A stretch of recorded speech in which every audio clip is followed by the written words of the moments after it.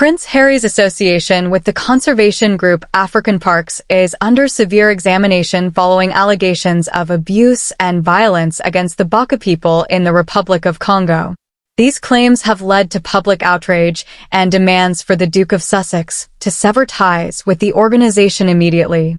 An investigation by the Mail on Sunday revealed that guards employed by African Parks, a non-profit organization where Prince Harry serves as a board member, are accused of committing severe abuses against the indigenous Baka community.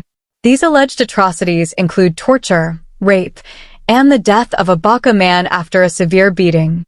The Baka people, who have lived in the Congo rainforest for generations, have been forcibly removed from their ancestral lands and denied access to essential resources following the establishment of the Outraged National Park, managed by African Parks. Mambi Fulbert, a Baka man, conveyed a heartfelt plea to Prince Harry. "I tell him to stop supporting African Parks. He is a powerful man, he eats well and lives well, but we have nothing now and it is all because of African Parks." The investigation uncovered harrowing accounts of the Bakas suffering at the hands of African Parks armed guards.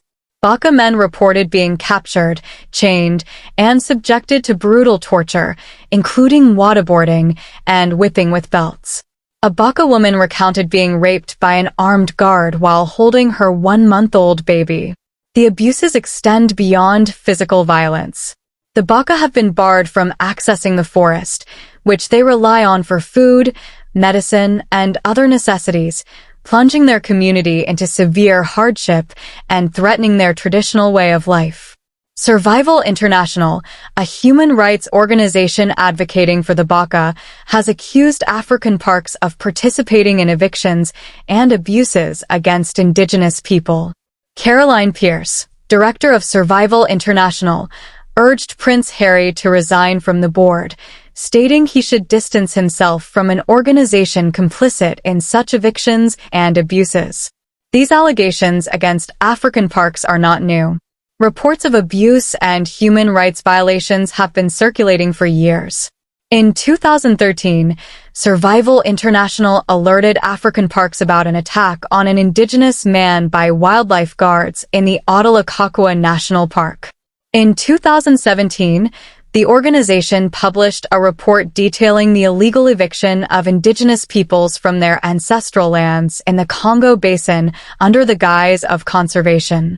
Despite these ongoing issues, African Parks claims to have a zero-tolerance policy for abuse and asserts its commitment to upholding the rights of local and indigenous people.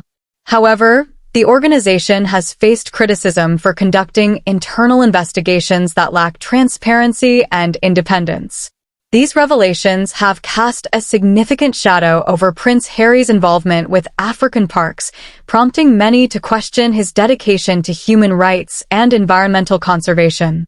As a prominent figure in the conservation movement, his association with an organization accused of such abuses has been widely condemned.